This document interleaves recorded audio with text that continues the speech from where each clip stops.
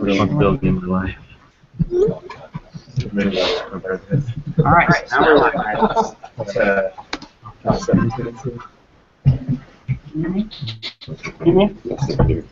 Okay. Yeah. It's. Am I seeing something from you? Yes, I'm seeing you. Got to be angled down a little bit. Down? Can we close one? No. No? Okay. Okay.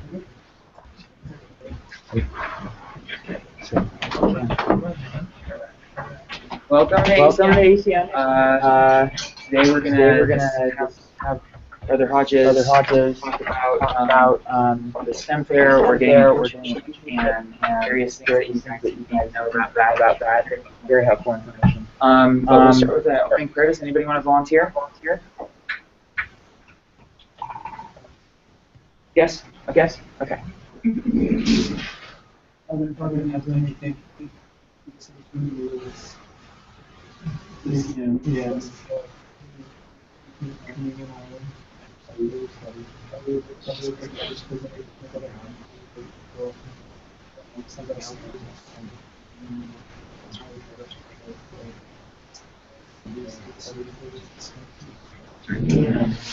All right. So. All right. So we are. You guys aren't registered.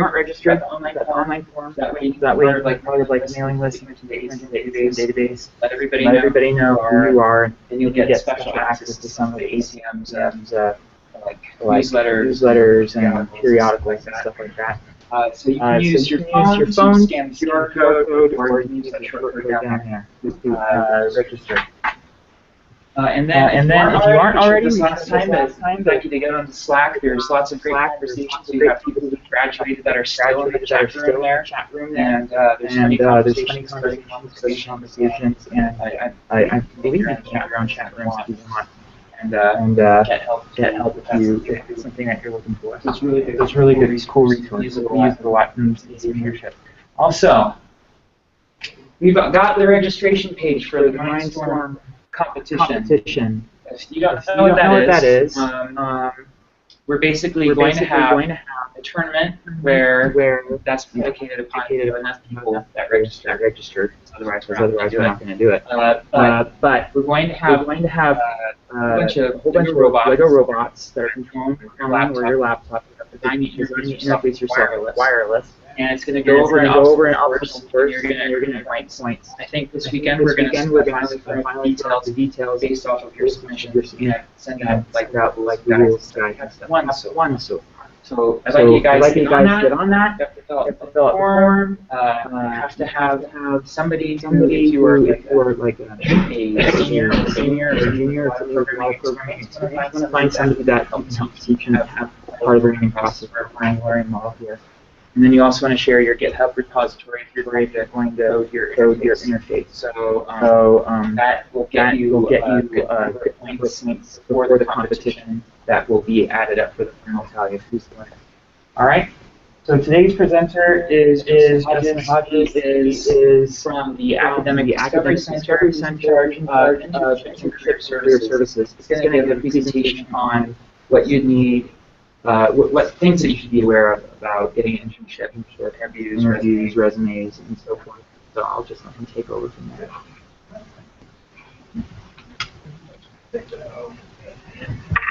All right, how's everyone doing today? Good. Okay, so can I move around, or do I need to stand right in front of one of these or the other? Oh, I can see myself right there. That's scary. Okay. All right. Everyone's doing all right? Okay, well, thank you for the invitation, Matthew and Edward.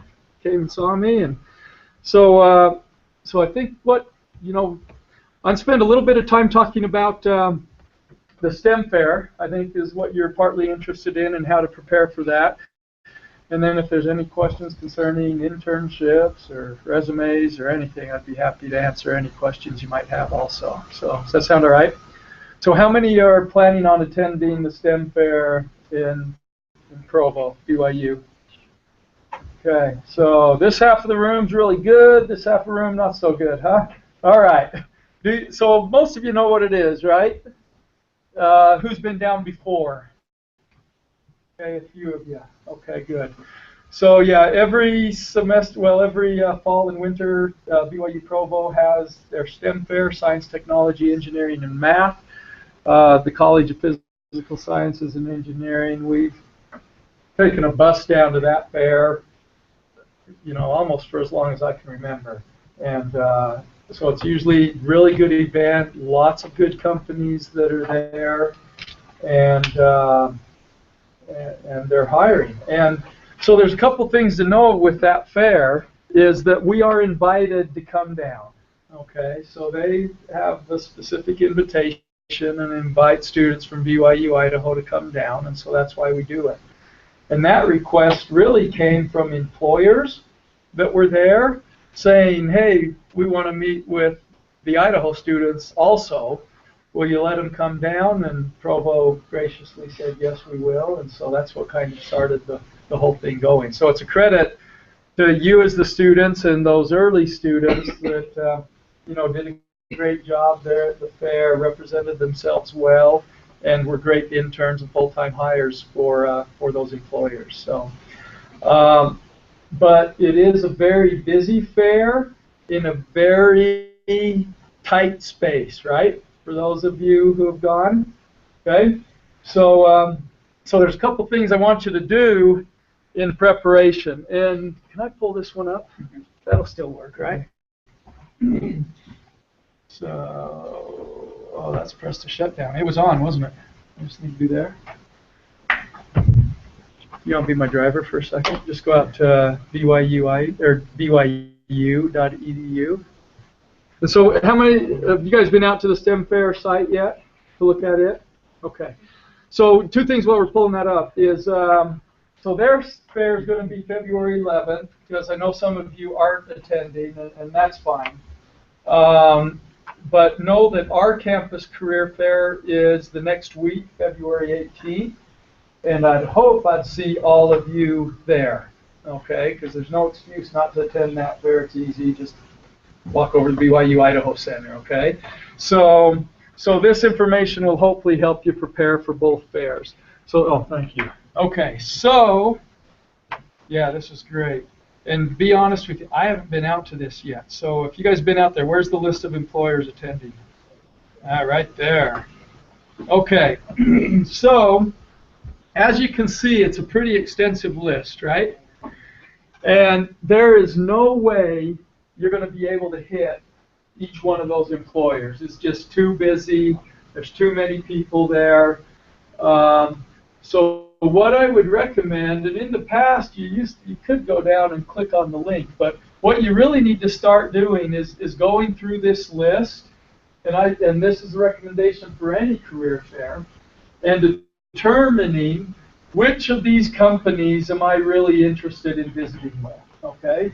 Which do I feel are a good fit for me, which have positions that they're hiring for that I'm interested in and that I'm qualified for, okay? And then you mark those, and those become the companies that you want to hit no matter what. So maybe your top 10 list or your top 6 list. Yeah.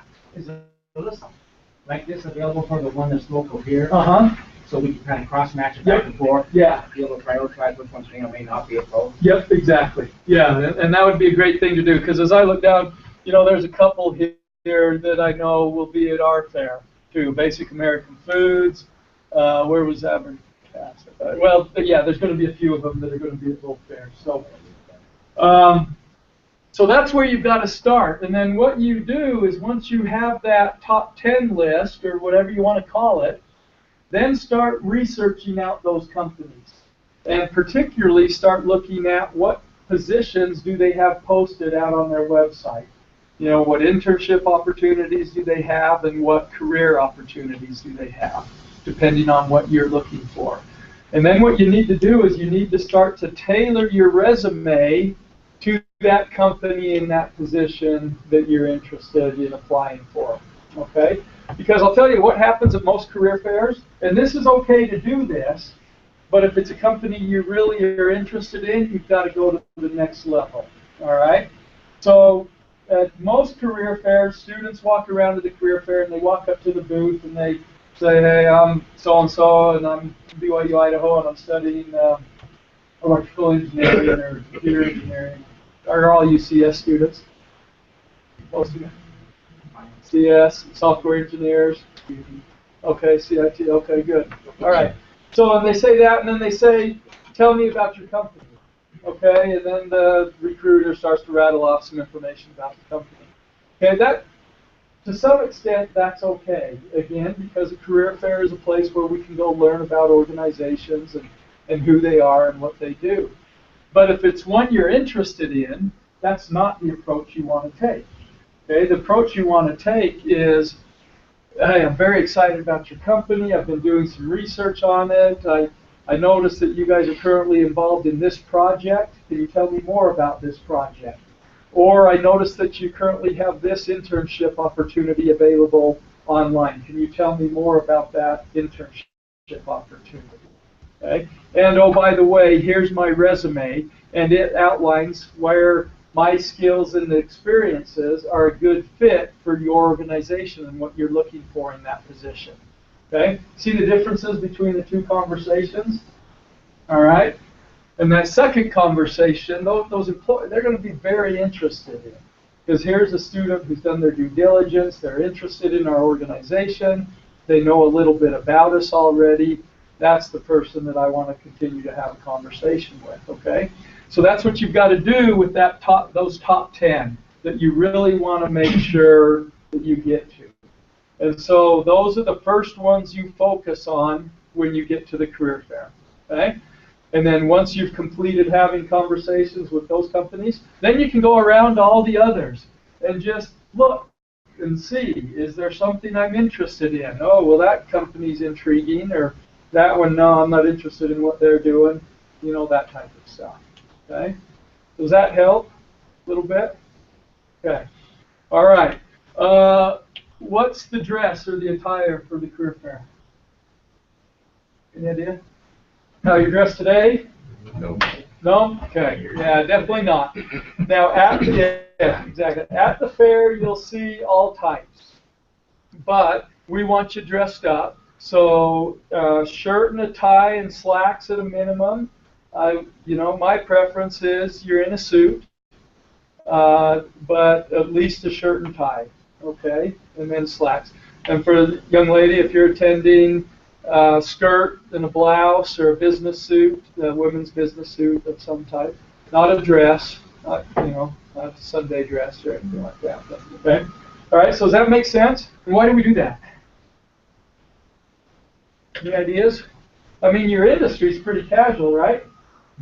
When you go to work, you're going to be dressed like you are. So why do we change for the career fair? Any ideas? Yeah. First impression. Okay, exactly. I mean, that's the big one. We want to leave a good, positive first impression, right? Yeah. And also, we want to hide them. My attitude is very professional approach to do that. Yeah, exactly. Yeah, and that I'm taking this seriously, right? You know, those students that just show up in their Levi's and their T-shirt, the employer says, oh, well, you know, they're not taking this very seriously. Okay, so yeah, all of that's very important. So make sure you dress up and look sharp and are ready. Really, it's just about doing your homework, doing your due diligence, knowing about the companies you want to visit with, and what opportunities they have, prepping your resume to match those opportunities, and then going after it. Okay? Any questions about that type of stuff? Okay, all right.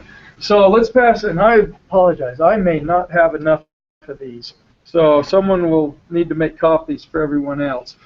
But here's just a sheet that talks, that's front and back, and it talks a little bit about how to prepare for the career fair. And a lot of students wonder, what type of questions do I ask? What should the conversation be like? Things like that, right? Because that's the intimidating part. How do I actually have a conversation with this employer, this recruiter that's there? Well, this document will outline questions that you can ask, points of conversation, points of emphasis that you can make, and things that you can do also to prepare for the fair. So take a look at that, and hopefully that'll be helpful and of benefit to you as you start to prepare. Okay? All right. Any questions? Is there a way for people watching online to be able to get this sheet? Yeah. How many are out there? I know at least one is. What's the count? Two. There's two people. Okay. So we used to have this out online on our website, but I'm not sure if it's still there or not. So I need to go check that. It might be out on our website under Career Services. If not, if we can get their email address, I'd be more than happy to email it out. We are getting people's questions. Okay. We tried to fix the audio, so if the person that is Alexander, if that's okay, I hope it's fixed. But if you can just pass your email along, then we'll take care of that for you through the Q&A system. Yeah, definitely. So for those of you who are attending the fair on February 8th, so the fair's on the 11th, on February 8th, that's not this coming Monday, but the following Monday. We will have a preparation meeting. And have you received an email on that yet, for those of you attending? No? Okay, it should be coming out pretty soon. And we'll have a preparation meeting where I'll go over the logistics of the trip, what time the bus is leaving, and all of that type of stuff, and where we're staying, and then some of this information that we just covered too. So, yeah. A quick question. Hopefully I'm graduating in July. Uh-huh. And I noticed last fair, like was in September, right? Yep. I mentioned that I've already done my internship and that I was interested in a full-time position, and they told me, of course, it was too far away. Okay. Right? Yep. July was 9 months. Uh-huh. And so my question is now February, still like 5 months away. Is that something that usually the companies are, So, I don't know, Yeah. should I do the alternative? no, I would still look for a full-time employment. You're close enough now. And so what you'll find is companies have recruiting cycles for internships and for full-time employment. And it sounds like for some of those companies you were just outside of their recruiting cycle for full-time employment. But now I would be surprised if you hear that same message, where you're graduating in July. So I honestly, I would be fairly aggressive about searching out those full-time opportunities and talking about that. Especially compared to those other students that are graduating but in April, so Yep. like in terms of Yeah. competition, if I was like less. Yeah. So you are a little bit behind those graduating in April, but I think you'll be fine. So really what it should be coming down to is your skills and your experience, your internship opportunity, and how that all fits and relates to what that organization's looking for. So try to focus on those types of things rather than your availability date. Yep, that helps. Please. Okay, so I have two questions. The first question is, if I have a top 10 my favorite company who I want to see, Yeah. there has some like benefit or strength or weakness to kind like if I just get the one company like at the 9 a.m. or like 3 p.m. Yeah. What is better? Yeah. So I prefer earlier the better if you can. Try to hit them early. Because by the end of the day they're tired. Sometimes their interview schedules are already filled out by the end of the day. So, if you've got that top 10 list, I would even number it. This is my first, second, and third priority. Make sure you hit those first and then try to get to the others. Okay. It is what I would recommend, again, because hopefully their interview schedules, aren't full in the morning yet, and you can have a better chance of getting on that schedule. Okay. And another second question is, I went there like last September, and I was with this April, and they said, like, some companies said it's too early. Yeah.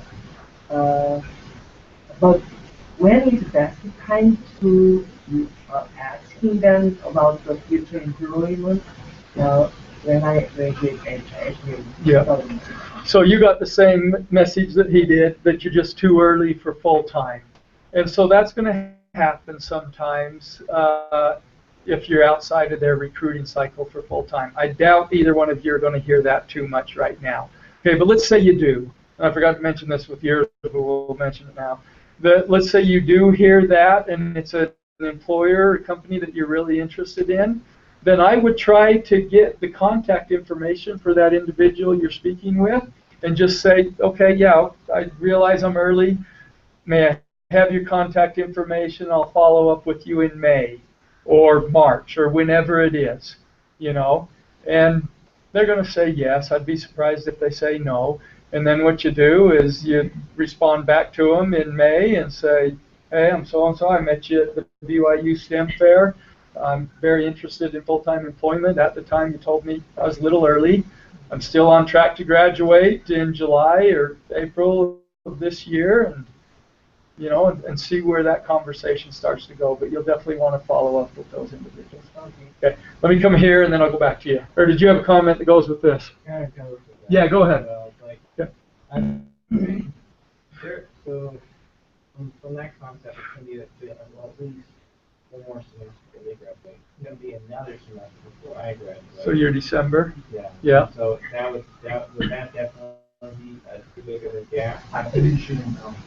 Yeah. Well, so I don't. Yeah, I hope not. So have you done your internship? I got one lined up after this semester. Okay. So that's already in place. So I would still go. You know, half of the value of the career fair is to make contacts, to network, right? And to find out which companies you're interested in and which ones you're not interested in. So even though you're that far out, I'd still try to make as many contacts as you can and then follow up with those contacts over the course of this next year. Yeah, and work on establishing a relationship and things like that. So there's still value in doing it. You know, it's a process. Finding an internship, finding a job is a process. It's not a one-time event. And there's little things like this, little steps that we have to take to get us there. And this is one of those steps. So I think you'll be fine. Yeah. Okay, go ahead. So I had a couple of comments. One of them was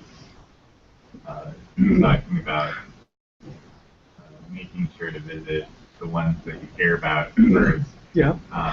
I went to the STEM fair in the fall, and I just kind of went to all the little places and was trying to keep an eye out for when the lines went shorter for the bigger places. And towards the end of the day, I was getting ready to go visit some of them, and they'd already packed up and left. Because, like you said, they'd already filled up their interview schedules. They didn't need anybody else. Yeah.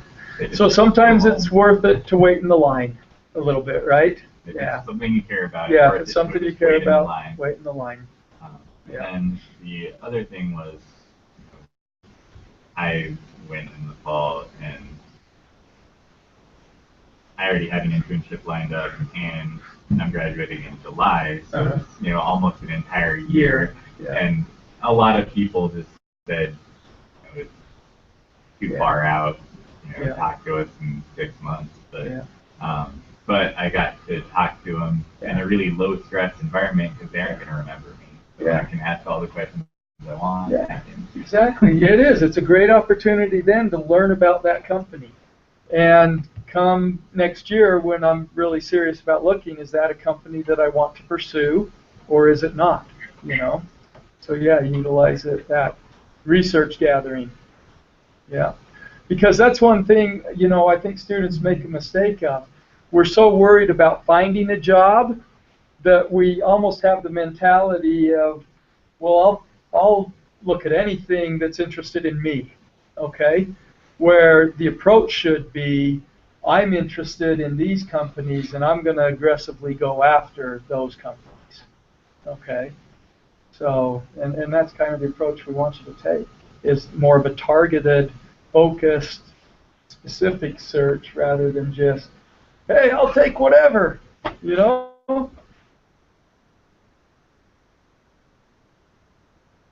type of people happy they're on is because they haven't done any planning or thinking about where they want to be and what they want to do. Okay? So, and that's great purpose of the career fair. Go talk to a lot of companies and see what you want to do, what you like, what interests you. So, yeah. So another question is, for some companies, there has the one looks like junior level, just graduating something. Yeah. And I can wait from this line or this line. Yeah. Is there has some difference between the manager level or like junior level? So sometimes that's luck of the draw, right? Yeah, whoever becomes available and whoever you can talk with. So the key there is still have the conversation with whoever you end up with, but try to get some contact information, someone that you can follow up with and continue the conversation when things have settled down a little bit, because that's going to be the key. So, and the Provo STEM Fair is famous for this. Most of the people that are there are BYU graduates, you know, and a lot of them, you're right, are only out of school a year or two, and the company said, hey, I want you to go to the fair, and you've got to man the booth, and you know, they have no experience doing that type of thing, you know, and so they collect all the resumes, they take them back to HR, the hiring manager, and try to make sense of all of it. And so that's why it's important to try to get the contact information so that you can follow up, you know, outside of the big storm that's the career fair. Okay? And then the other thing is if you can get on their interview schedule, usually that's going to be with the manager if there is one there or something. So, okay. So don't be afraid to ask if it's a company that you're really interested in. Are you interviewing while you're here at the fair? And if so, may I get on your interview schedule? You know, don't be afraid to ask that question. So, okay. All right. What else? Good questions. Your LinkedIn profile, how important has it become as of recently? Very. Okay, who has a LinkedIn profile? Okay, good. Almost all of you. Okay, anyone? Maybe I'll ask this. Who doesn't? No, you don't have to raise your hands. Okay. It's very important to have a LinkedIn profile. Do we need to define it? You know what it is? Basically, Facebook's for professionals, right? So there was a stat the other day I read that 94% of employers, 94% of recruiters utilize LinkedIn to find potential candidates. Okay, so it's the type of thing that if we're not out there, we're not going to be noticed. And so it is a tool that we should be utilizing in our job search. All right, and if we're not, it's going to be more difficult for us. Because the other thing is most jobs are never even posted. Okay, I think the stat there is right around 80% of jobs that are out there are never posted. Okay, so how are they filled? References and networking, right? Who do you know and who do they know? Okay, and recommendations and all of that type of stuff. Because you look at it from an employer's perspective. If I'm a hiring manager and I've got an open position and I've got a stack of resumes on my desk that I can read through, or I've got one or two candidates over here that have been recommended to me by a trusted friend or a colleague or someone like that, where am I going to put my time and energy? Okay, with those that have been recommended to me. I don't want to read through all those resumes. I don't have time to do it. Most of them, quite frankly, are garbage. You know, so I'm gonna put my time and energies over here with those individuals that have been recommended to me, or that have come through me through LinkedIn or through networking or something like that. So, you know, we have to be active on LinkedIn. So what that means is you can't just set up your profile and sit there and wait.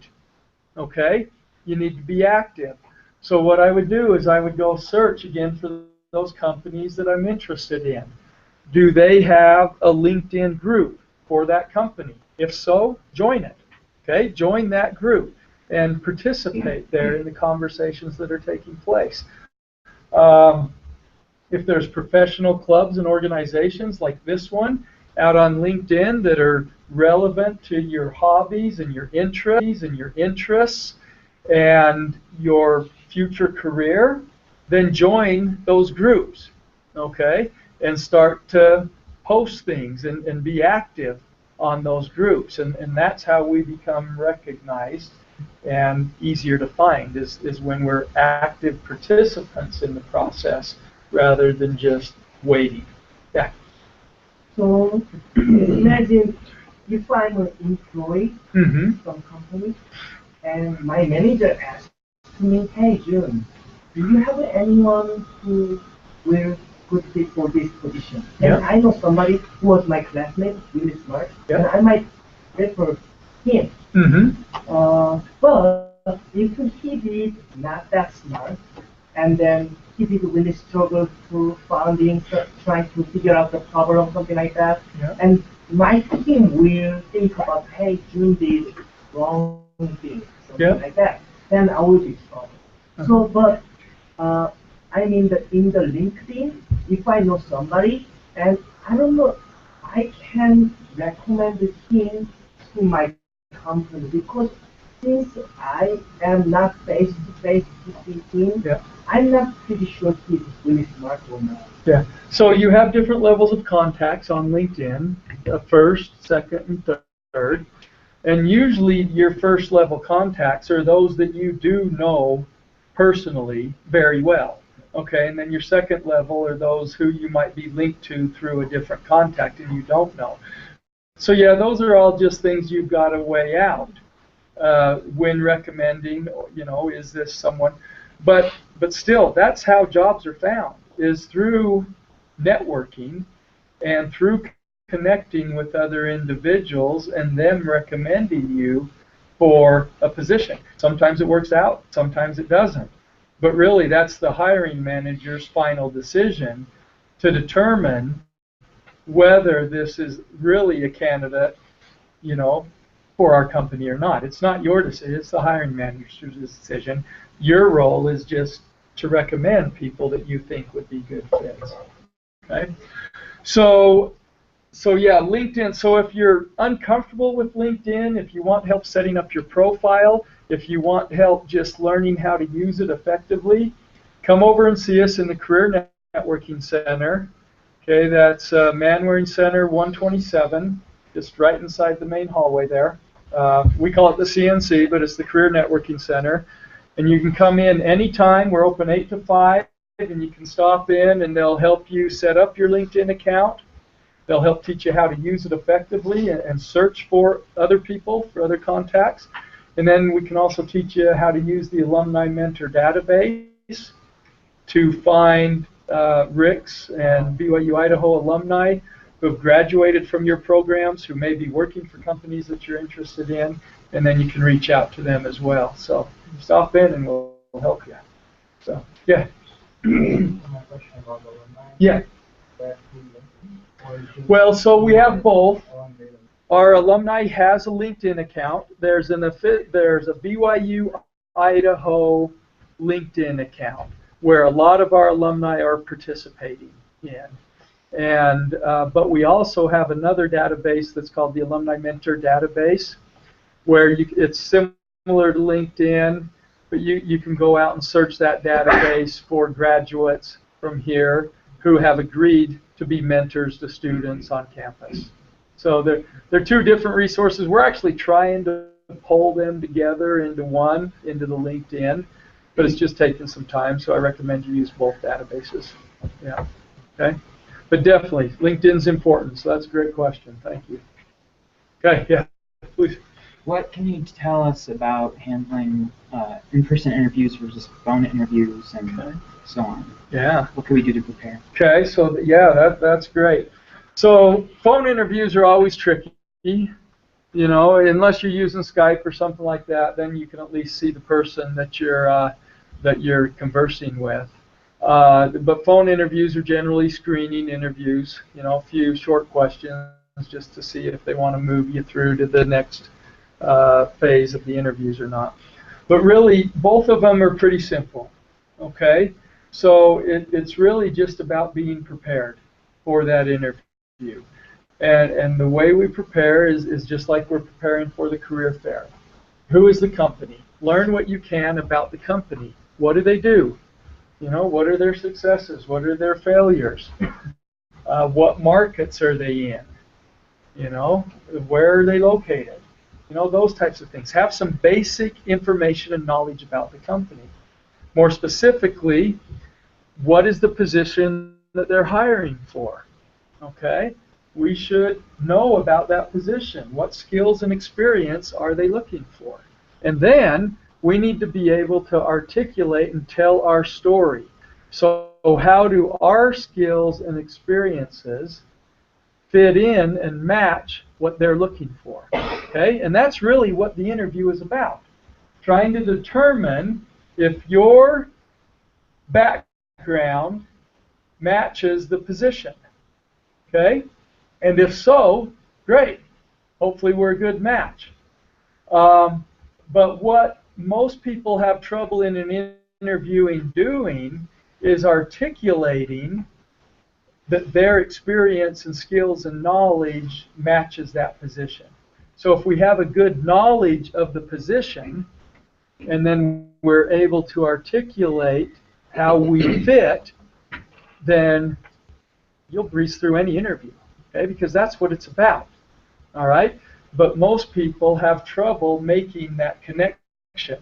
And you know, the reason they have trouble making that connection is because they're taking the shotgun approach to their job search. They're just sending out resumes wherever, hoping something sticks. If something sticks, great, I'll pursue that, okay?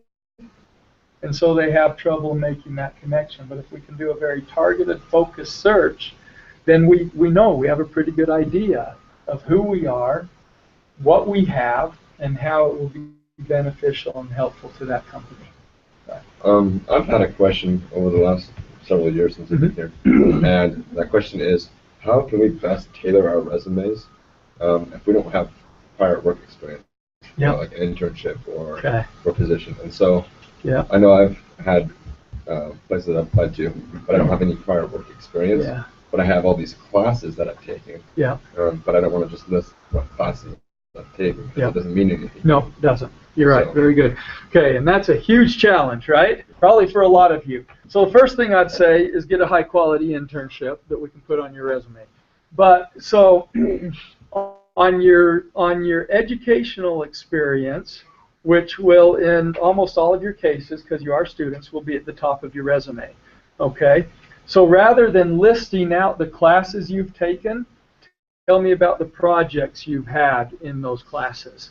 And tell me the skills that you gained as a result of taking those classes. And that becomes relevant and of interest to the employer, to the reader, okay? Is if we can demonstrate those skills or those projects and things like that. Now there's, I'll use this pointer right here. So the other thing that we need to look at is GPA and your degree everything? Okay, is it the whole picture? No, no, exactly. It's not. It's a fraction of it. Okay, so what we want to do with our resume is we want to be able to portray the big picture. Okay, so let's look at it this way. What does every graduate that's looking for an entry-level position have? What's the lowest common denominator? Okay, they all have a degree. Every one of you, when you leave, is going to have a degree, right? So that does not become a differentiating factor, does it? Okay, but is it important? Is it a critical piece of? Yeah, it is, because you won't qualify for the positions without it. But it's just a fraction, and your GPA is the same. Now they'll look at your GPA, and that is their way to determine your technical aptitude in that field.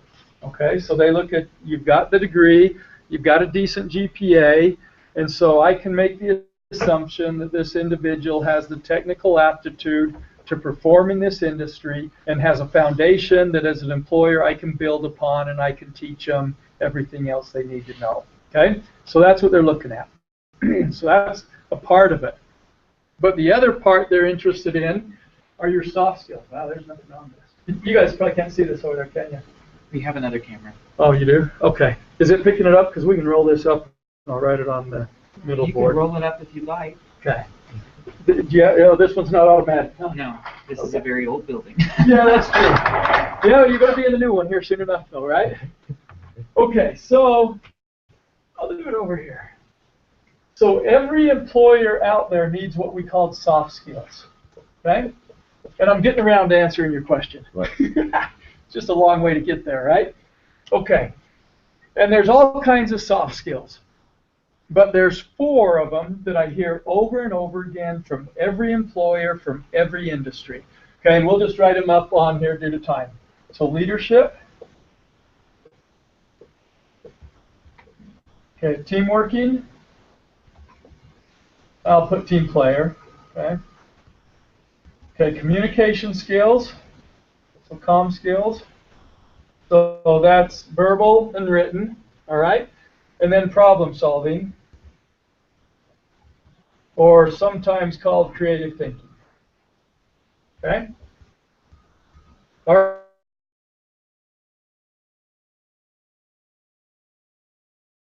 right, here's your degree. So on our resume, when we're looking at our past experience that really isn't relevant to before, right? Then what we want responsibilities at that job. What I want you to do is think a little bit deeper into that experience and what leadership opportunities did I have there, and then demonstrate those on your resume. How was I a team player and what did I do there? Did I have the opportunity to improve or utilize my communication skills? Okay, and how did I do that? Were there problems that I encountered? Okay, at the job, and how did I overcome those? Okay, so it's kind of the principle of good, better, best. You know, a good resume is, yeah, you tell me about what you did. The better and best resume is this type of thing, where you actually demonstrate the skills and the experiences that you've had. And it's a little harder to do. It takes some time and it takes some effort, but it can be done. Okay, and so that's what we want. Where we don't have a whole lot of relevant experience right now, this is what we want to do with our past experience. Okay, and for those of you that served a mission, that's a great thing to have on your resume. Because can we demonstrate each one of those areas from our mission experience? Yeah, you bet. You bet. Okay, so what this becomes is the employers are always interested in the what else, right? Yeah, I know you got a degree. I know you've got a good GPA or an adequate GPA, whatever, but I want to know what else do you have? What else do you bring to the table? And so that what else becomes your internship. It becomes these clubs and organizations that you participated in on campus, and hopefully you're not only but you're taking a leadership role in the organization or the society. This is what extracurricular activities are you involved in that are relevant to your career, but yet done outside of the classroom or even inside of the classroom. You know, all of those types of things build the complete picture and complete package that the employers are looking for. And these are the things that set you apart from all the other candidates that are out there. Does that make sense? Help a little bit? Okay. So that's what we want to do. There's ways to do this. Out on our website, we've got a whole list of action verbs and phrases. So if you go to BYUI.edu/career services and then go under the career preparation and resumes, you can look at that document. It's literally 6 pages of action verbs and phrases that can help you formulate some sentences to allow you to incorporate these types of things into your resume. Okay? All right. Or come and see us again, sign up for a resume review, and we'll take you through this process. There's also a document out there that's a Know Your Audience document that really takes a look at the job posting that you're applying for, and then it takes you through an exercise to help you tailor your resume to that job posting. It's called Know Your Audience. So there's resources out there to help you with this type of stuff. But, great question. Yeah, please. What sort of online resources are available to us through the university? Yeah. So overall, so a couple things. So who's been on Career Navigator? Okay, most of you haven't even heard of it, huh? That's sad. We got to do a better job there. Okay, so Career Navigator is the university's online job board. You could show it. Yeah, we can pull that up. You didn't shut this down. I just need to turn it back over. No. Oh, it's right the there. next slide. Ah, so you guys are way too technical for me. Okay. All right. So let's just do this. Actually, can I use at the home? No, that's not. So while I'm pulling this up, Career Navigator is the university's online job board.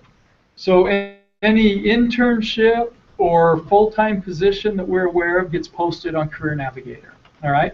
So get familiar with this site, and I won't be able to log in, but it's right here. The easiest way to do it is just go to the home page, go down to the black section here under Help Tools, click on Career Navigator, and it'll take you out. It's actually a third-party product that we utilize. So as you can see, student, alumni, employer, faculty. You'd obviously click on the student and alumni. And if you have not logged in before, well, I'll back up. It's just your net ID and password.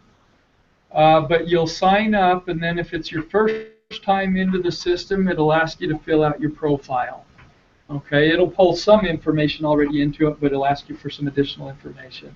Just fill that out, and then from there you have access to search the database, to if we have companies coming onto campus and they're collecting resumes, you can submit your resumes. If they're interviewing on campus, you can sign up for interviews. It's basically our system that we utilize for any internship or job or on-campus recruiting that employers may want to do. Okay, so I recommend you go out to that. Now, do you get our weekly newsletter? All right. So the college sends out a weekly newsletter. I think it's called Internship and Employment Newsletter, something to that effect. Okay, that just lists everything that's going on for the week. And then at the bottom of it, it lists the most recent job postings. So it's pretty easy. You know, you can just scan through that. That's one email. Don't delete that email. At least scan through it really quick. But you can go through. It'll give you the job ID number. If you see companies you're interested in, you can go out. You can research them. You can apply for the jobs right there. It'll give you application instructions and stuff. But guys, that's the low-hanging fruit. Okay. Those are companies that have contacted us and said, hey, I want a BYU-Idaho student. How do I get them? And that's how. We post the job there. We put the information in the newsletter, and then hopefully you guys go out and apply. Doesn't sound like any of you are doing it, though. So, all right. And I've done the check in the past, and there are tons of opportunities in your guys' area. Okay? So utilize Career Navigator, please, because again, it's the low-hanging fruit. So how do you have a CV advisor that roll up? Yep. To the company? Yes. And also they actually willing to.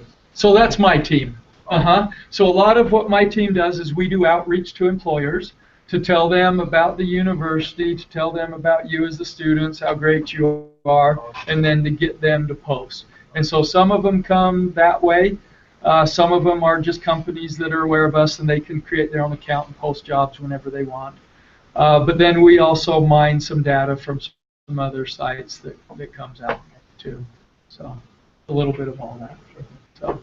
So that's a huge resource to you, okay? As far as other resources, what I'd recommend is, again, just go to the home page here, and then it's career, and then dash services, because that's the way the university sets up all their sites. Oh, what happened? Did I type it wrong? Oh, there it is right there. Okay, so right here, we have career preparation. If you need help with your resume, there's lots of information there. We have these workshops. We've recorded all of them, so you can go watch the workshops if you wanted to, or you can sign up. Down here, it'll give you information on how to sign up for a live workshop. We offer 3 workshops every week, and they're on everything from networking to resumes to practice interviews to how to find jobs to LinkedIn, all of that, and they're hour-long workshops. And honestly, I think, aren't most of you required within your major to attend a workshop and a resume review and stuff? How many? If you go through that 308 class, right? Some of you have had to suffer through me in that 308, okay? So that counts as one. But if there's additional ones you're interested in, you can do that. So those are some resource job. There's Career Navigator, another link to there. There's tips and tools, networking tips and tools, information about the career fair and stuff like that. And then the Career Networking Center that I already mentioned. Again, you can stop in there anytime you want to, and we'd be more than happy to help you out and answer any of the questions you have. Okay, there was one other I was going to mention. I can't think of it. If it comes to me. Any other questions? We're about out of time, right? Is there anybody online that'd like to ask a question? No? Oh, we haven't been asked any. All right. Did any of you get the General Motors email? Okay. Is anyone interested in applying? No? Is there a reason why? I'm not an integrated Because guy. they don't accept the... Yeah, for you, it's, because they require U.S. citizenship. Yeah. Okay. Well, he is very desperate and very interested in interviewing students from BYU-Idaho, and he's only gotten 1 or 2 applicants. So. Was that an internship or appointment? I think both. I think it was both. Yeah. So take a look at that. If you're at all interested, I'd encourage you to apply or talk to your buddies about it and stuff, because he really wants someone from here. But if he can't get the applicants, then he won't. So, hate to see those good opportunities pass by. Okay. All right. Any other questions? Okay. Well, thank you. Appreciate the time. So hopefully it's helpful. That's not necessary. All right, thank you for coming. So again, please sign up for this. Otherwise, we're not going to ask Brother Grimmett for a budget to purchase the Mindstorm equipment. I won't block the QR code. But we need to have, like the Mindstorm kits, and we need to have people who are committed to go for it. We've already got one. Yes? Deadline? The deadline for it? I think that's like a week from now. Isn't that what we planned? Yes. Yeah, a week from now is what we plan to be the deadline. Yes. Is there anyone looking for more group members or anything? So you can. We're thinking about like advertising on the whiteboards and stuff about the competition or something, just to get the word out. We've also been sending out some emails that we always mention in Mindstorms for the ACM stuff. So we're just trying to get more people involved. But if you want to be in a leadership position, which looks good on your resume, you got to find somebody to apply the learning model with, and that would be with a freshman or somebody else. But you can have a max team of 4 or minimum team of 2, and there's a GitHub repository that you need. You have to basically figure out how you're going to do it. Once we have your team name, we know who's going to be in the team. We're going to ask for a kit for your team. And you can use the Lego integrated development environment. Apparently it's really shiny and easy to use, drag and drop almost. But then you have to also figure out how you're going to control it, which is going to be harder, but I bet a lot more interesting than the Lego system. So that's what we're up to. So please, please, please, if we want to actually have this thing take off, which we really want to see work, sign up. Okay? It's a simple Google form, so it's not that hard. Thank you for coming. That's the end of the show. See you later next week. Yeah, what? CodeSpace? Oh yes, I'm sorry, I forgot. We are doing CodeSpace. You see posters that are on the walls. It's not very readable. We're working on getting them fixed. There's some problems. I'll spare you the details. It's lots of drama, but we're working on getting some new posters and putting about 48 of them around on campus. It's a very precise number. We figured it all out. But CodeSpace happens at 5 on Thursdays and Fridays. All right. In this room, I will be sitting here. It will say CodeSpace on the board, and the biomedical society tries to take over the room every night, but we don't let them. So come on, if you have a personal project, you can come and work on it. Yes? I was going to ask, it's for personal projects? Yeah, it's for personal projects. The Linux lab is for your homework assignments and stuff, but here is a personal project domain. Yes? So say we have just like an idea and we don't really know how to start it, like maybe get places down here. Yeah, we're kind of like hoping that this will be an incubation chamber for new ideas, new approaches, new ways. So that's right. CodeSpace. Thank you for coming. So. Okay.